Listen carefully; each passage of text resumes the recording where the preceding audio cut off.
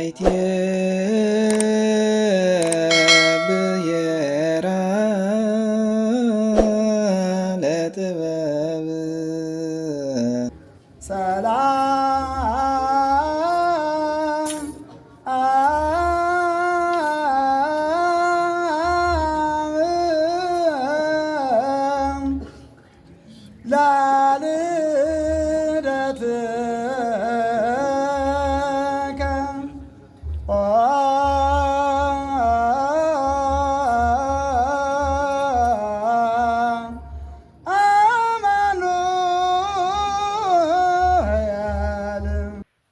በስመ አብ ወወልድ ወመንፈስ ቅዱስ አሐዱ አምላክ አሜን።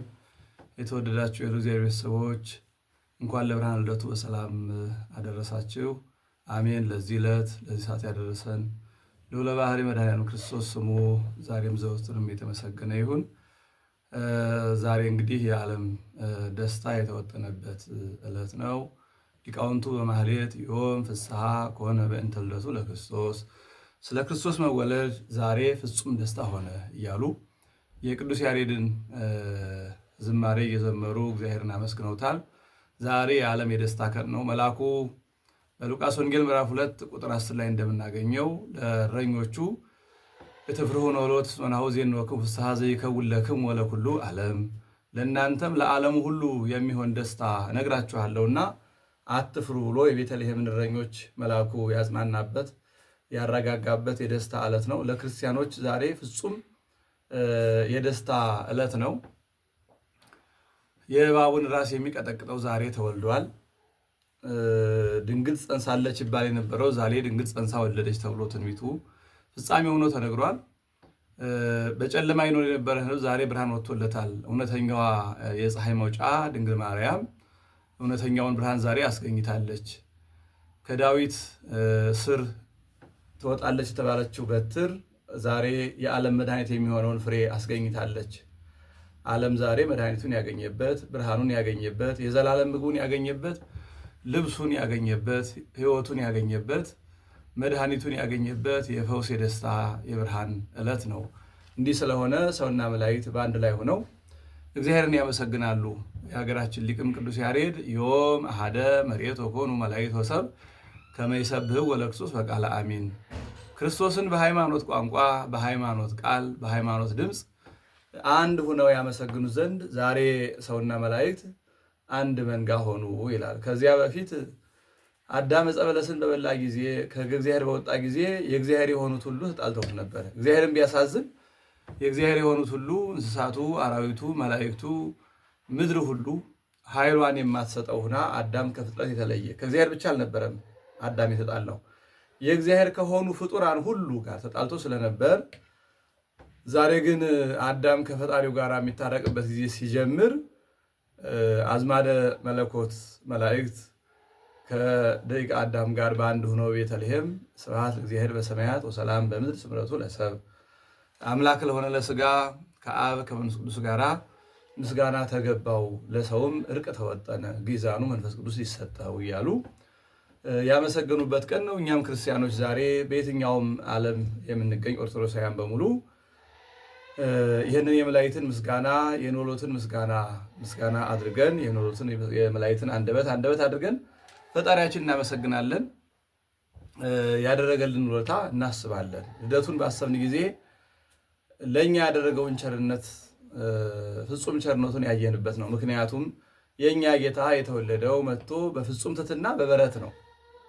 እኛ የድሃ ልጆች እንኳን በአሮጌ ጨርቅ ላይ እንወለዳለን እንጂ በበረት አንወለድም። የነገስታቱ ልጆች በአልጋ በሐር ልብስ ተጠቅልለው ይወለዳሉ። ጌታ ግን የተወለደው በበረት ነው፣ በእንስሳት መካከል ነው። የሰው ልጅ እንደ እንስሳት ሆኖ ስለነበረ የሰው ልጅ ለመፈለግ እንደመጣ ለማጠየቅ በእንስሳት በረት ተወልዷል። በዚያ ላይ የሰው ልጅ ዝቅ ብሎ ስለነበረ የሰው ልጅ ካለበት ድረስ ወርዶ ዝቅ ብሎ እንዳዳነው ለማስረዳት ነው በበረት የተወለደው። ፍጹም የመጨረሻውን ትሕትናውን ያሳየበት ነው። ሰው መሆን ራሱ ፍጹም ትሕትና ነው ለአምላክ። አምላክን ያህል ክቡር ነገር ሰው መሆን ሥጋ መልበስ ፍጹም ትሕትና ነው። በበረት መወለድ ደግሞ የበለጠ ትሕትና ነው። የዕለት ሕፃን ሆኖ ጡት እየፈለገ ሊቁ በድጓው በጎል ሰከበ በአጽርቅት ተጠብለለ። በበረት ተኛ በጨርቅ ተጠቀለለ። እፎ እንደውም ሲያደንቀው ምን ይላል? እፎ ተሴሰይ ሀሊበ ከመ ሕፃናት፣ እንዴት እንደ ሕፃናት ወተት ጠጣ። እንግዲህ 22ቱን ስነ ፍጥረት የሚመግብ እርሱ፣ ለመንፈሳውያኑ መንፈሳዊ ምግብ፣ ለሥጋውያኑ ሥጋዊ ምግብ የሚመግብ እሱ፣ እኛ ለማናውቃቸው ፍጡራን እኛ የማናውቀውን ምግብ የሚመግብ እርሱ እንደኛ እንደ ደካሞቹ ከእናቱ ጡት ወተት ሲሻ አይቶታልና እፎ ተሴሰየ ሀሊበ ከመ ሕፃናት፣ እንደ ልጆች እንደ ምድራውያን ልጆች እንደ ሥጋውያን ልጆች እንዴት ወተትን ፈለገ፣ እንዴት ወተትን ጠጣ ብሎ ሊቁ ያደንቀዋልና እኛን ደካሞቹን ለማንሳት እሱ እንደ እኛ ሆኖ ቅዱስ ጳውሎስ አንደ ርሶ ከመ አንትሙኒ ትበአሉ በንዴተ ዚአሁ፣ በእርሱ ድሃ መሆን እናንተ ትከብሩ ዘንድ እርሱ ወዶ በፈቃዱ ራሱን ድሃ አደረገ። ድሃ ሥጋን ለብሶ ከመቤታችን መንፈሳዊ ብዕል እንጂ ሥጋዊ ብዕል የላትም። በሰማያዊ ክብር እንጂ በምድራዊ ክብር የከበረች አይደለችም እና እፎ የተነዳይ ሀደረ ከመ ምስኪን፣ ከሰማይ በወረደ ጊዜ እንደ ምስኪን የዕለት ራስ የጣት ቀለበት እንደሌለው የዕለት ምግብ እንደሌለው ሰው ከድሃ ቤት እንዴት አደረ ብሎ ሊቁ ያደንቀዋል። እና ዛሬ ባለጸጋ እግዚአብሔር በድሃ ቤት ያደረበት ድሃውን ያከብር ዘንድ ዛሬ ብሩሃ ባህሪ እግዚአብሔር በጨለማ በተያዘው ዓለም የተገኘበት ጊዜ ነው። በጨለማ የተገኘውን ዓለም ወደ ብርሃን ያመጣው ዘንድ ሕዝብ ዘይነብር ውስተ ጽልመት ወጸላሎተ ሞት ርየ ብርሃነ አብየ፣ በጨለማ በሞት ጥላ በድንቁርና በክደት በኑፋቄ ይኖር የነበረ ሕዝብ ዛሬ ብርሃንን አየ ተብሎ በነቢዩ ኢሳይያስ ምዕራፍ 9 በማቴዎስ ወንጌል ምዕራፍ 4 ላይ እንደተጠቀሰው ወደ ጨለማው ዓለም መጥቶ ለዓለም ብርሃንን የገለጸበት ለዓለም ብርሃን የሆነበት ጊዜ ነው። አነ ውእቱ ብርሃኑ ለዓለም ብሎ እሱ ራሱ በአንደበቱ እንደነገረን እኔ የዓለም ብርሃን ነኝ አለ። እኛን ወደ እሱ ይስበን ዘንድ እሱ ወደ እኛ መጣ። የእኛን ሥጋ ሳይለብስ በበረት ሳይወለድ ሳይበረድ በጨርቅ ሳይጠቀለል ማዳን ሲቻለው ምን ያህል እንደወደደን ምን ያህል እንዳከበረን ምን ያህል ትልቅ ቦታ እንደሰጠን እንረዳለት ዘንድ ማዳኑ በሚገባ ይገባን ዘንድ ነው ክርስቶስ እንዲህ ያደረገው እንጂ በባህሪ ክብሩ የከበረው አምላክ ኃያል አምላክ ይቅርታውን አድሎ የአዳምን ልጅ ወደ ገነት ማስገባት ሥጋ ሳይለብስ መከራ ሳይቀበል ማስገባት ለሱ ቀላሉ ነው። ነገር ግን ይህንን እሱ ይረዳዋል እንጂ እኛ እንረዳውም ነበር። እንዲህ በበረት ባይወለድልን እንደኛ በዚህ ምድር ባይመላለስልን የበላነውን በልቶ የጠጣነውን ጠጥቶ የምንለብሰውን ለብሶ በምናድርበት አድሮ ባናየው ኑሮ ፍቅሩን ቁርጥ ሕሊናውን ባልተረዳንለትም ነበረ እና ማዳኑን የሰው ልጆች ፍጡራን በሚገባ ይረዱት ዘንድ የሰው ልጅ በሚረዳው መንገድ የሰው ልጅ በሚችለው መንገድ በሚያውቀው መንገድ ዛሬ በበረት ተወለደ። እንግዲህ የመጣው እኛ ከእሱ ተጣልተን ልጅነታችን አጥተን ነበርና እኛን መስሎ ተወልዶ እሱን አስመስሎ እንደገና ሊወልደን ነው። እኛ እሱን እንመስል ዘንድ መጀመሪያ ቀድሞ እሱ እኛን መሰለ። በዚያውም ላይ ምግባራትንም ከባህሪያችን አስወጥተን ሰደን አጥተናቸው ነበርና ምግባራትንም ሰርቶ ለማሳየት ፍቅሩን፣ ትሕትናውን፣ ትዕግስቱን፣ ጾሙን፣ ጸሎቱን እያንዳንዱን የምግባር አይነት በሕግ በመጽሐፍ ከሚሰጠን ይልቅ እሱ ራሱ መጥቶ ትሑት ሆኖ በበረት ተወልዶ ትሑት ሆኖ በጨርቅ ተጠቅሎ ትሑት ሆኖ የደቀ መዛሙርቱን እግር አጥቦ ትሕትናን ወደ ገዳመ ቆሮንቶስ ገብቶ ጾሞ ጾምን ጸልዮ ጸሎትን ተጠምቆ ጥምቀትን እያንዳንዱን ምግባረ ትሩፋት አድርጉ ለማለት ለማሳየት ለአርአያ ለቤዛ ዛሬ የዓለም መድኃኒት ሰው የሆነበት ዕለት ነው። ስለዚህ የኢትዮጵያ ኦርቶዶክስ ተዋሕዶ ቤተክርስቲያን በየትኛውም ዓለም ብትኖር ዮም ተወልደ መድኃኔ ዓለም ዮም ተወልደ ቤዛ ኩሉ ዓለም ዮም ተወልደ ከሳቴ ብርሃን፣ የዓለም መድኃኒት ዛሬ ተወለደ፣ ብርሃንን የሚገልጸው ዛሬ ተወለደ እያለች ዓለምን የሚያድነው ጌታ ዛሬ ተወለደ እያለች ታመሰግነዋለች ማለት ነው እና በተለይ በደብረ ሮሃ ቅዱስ ላሊበላ ከየትኛውም ዓለም የሚገኙ ኦርቶዶክሳውያን በገፍ ገብተው ያከብሩታል። ምንም ዛሬ ዘመኑ ምቹ አይሆንም። በሰላሙ ዘመን በሚሊዮን የሚቆጠር ሕዝብ ተገኝቶ ከሊቃውንቱ ጋር ሆኖ ዮም ተወልደ ቤዛ ኩሉ ዓለም የዓለሙ ቤዛ ዛሬ ተወለደ፣ ብርሃንን የሚገልጸው ዛሬ ተወለደ፣ የዓለም መድኃኒት ዛሬ ተወለደ እያሉ ያመሰግኑታል። ይህንን አንድ ባህታዊ በቋራ በኩል በልደት ዕለት ሲንቀሳቀስ አንዲት ሚዳቋ የተሰኘች እንስሳ እንደ ክርስቲያኖቹ እየዘለለች ዮም ተወልደ መድኃኔ ዓለም፣ ዮም ተወልደ ከሳቴ ብርሃን፣ ዮም ተወልደ ቤዛ ኩሉ ዓለም እያለች ስታመሰግን አይቶ የቅዱስ ኤፍሬምን አነጋገር አስታውሶ ወኩሉ ፍጥረት ተፈስሐ በምጽአትከ በመምጣትህም ፍጥረት ሁሉ ደስ ተሰኘ ብሎ ነበር ቅዱስ ኤፍሬም። እና ለካኛ ብቻ አይደለንም፣ እንስሳቱም አራዊቱም ዕፀው አይባን አፍላቅ ቀላያት ሁሉም ደስ ተሰኝተዋል ብሎ የአባታዊ አድንቋል። ሊቁ ቅዱስ ያሬድም በእንተ ልደቱ ለክርስቶስ አድባር ኮኑ ህብስተ ሕይወት፣ ክርስቶስ በመወለዱ ስለ ክርስቶስ ልደት ተራሮች የሕይወት እንጀራ ሆኑ። ወገዳምኒ ፈረዩ አስካለ በረከት፣ የምድር ዛፎች እጽዋት ደግሞ የበረከት ፍሬ ሰጡ። ማየ ባህርኒ ኮነ ታሊበ ወመዓረ፣ የባህር ውሃም ማር ወተት ሆነች ብሎ ይገልጸዋል ቅዱስ ያሬድ። እንግዲህ አድባር በብዙ መንገድ ይተረጎማል። መምህራን፣ ሊቃውንት፣ መጻሕፍት፣ ተአምራት በብዙ መንገድ ለምዕመናን የሚጠቅሙ መንፈሳዊ ምግብ የሚሆኑትን በሙሉ በዚህ መንገድ ይገልጻቸዋል። ስለዚህ በክርስቶስ ልደት ሁሉ ወናሁ ሁሉ ኮነ ሐዲሰ ወናሁ ታደሰ ሁሉ ነው፣ ሁሉ አዲስ ሆነ፣ ሁሉ ታደሰ ብሎ ቅዱስ ጳውሎስ በተደጋጋሚ እንደገለጸው አሁን አዲሱ ዓለም ጀመረ። በዓለም ከሆኑ አዲስ ክስተቶች መካከል የክርስቶስ ልደት ዋናው ነው። የዓለም ቁጥር ተቀይሮ እንደ አዲስ ዓመተ ምሕረት አንድ ተብሎ የተጀመረው በክርስቶስ መወለድ ነው። ዛሬ በኢትዮጵያ ኦርቶዶክስ ቤተክርስቲያን አቆጣጠር መሰረት ክርስቶስ ከተወለደ 2018 ዓመት ሆኖታል። እንደ ጎርጎሮሳውያን አቆጣጠር ደግሞ 2026 ዓመት ሆኗል። ስለዚህ ይሄ አቆጣጠር የመጣው በክርስቶስ መወለድ ነው። የክርስቶስ መወለድ ለዓለም አዲስ ክስተት፣ አዲስ ለውጥ ነው።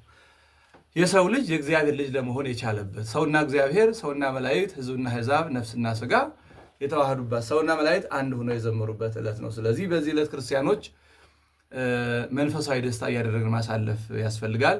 እግረ መንገዱን በዚህ ዕለት መላእክትና መላእክት አንድ ሆነው ተደስተዋል። ሰብአ ሰገል ከሩቅ አገር መባ ይዘው መጥተዋል። እኛም ይህን በዓል ስናከብር ለሌላቸው እየራራን በበረት የተወለደው በጨርቅ የተጠቀለለው ለእኛ ለመራራት ነው። የተራቆትነውን ለማልበስ ነው በጨርቅ የተጠቀለለው። የወደቅነውን ለማንሳት ነው በበረት የተወለደው። እንስሳ የሆነውን ወደ ሰብአዊ ክብራችን ለመመለስ ነው በእንስሳት በረት የተወለደው። ስለዚህ ክርስቲያኖች ይህን በዓል ሲያከብሩ ከሚበሉት ከሚጠጡት ለሌላቸው እያካፈሉ፣ ድሆችን በቤታቸው እያስገቡ፣ የተራቆቱትን እያለበሱ፣ ያዘኑትን እያረጋጉ ሊያከብሩት ይገባል። እንዲህ ሲሆን በዓሉ እውነተኛ በዓል ይሆናል። ካለዚያ ግን እኛው ብቻ በቤታችን ደግሰን የምንበላ ከሆነ መንፈሳዊነቱን ያጣል። ሌላው ለምግብ መሽቀዳደም አያስፈልግም። የልደት ዋናው ቁም ነገሩ የክርስቶስ መወለድ ነው።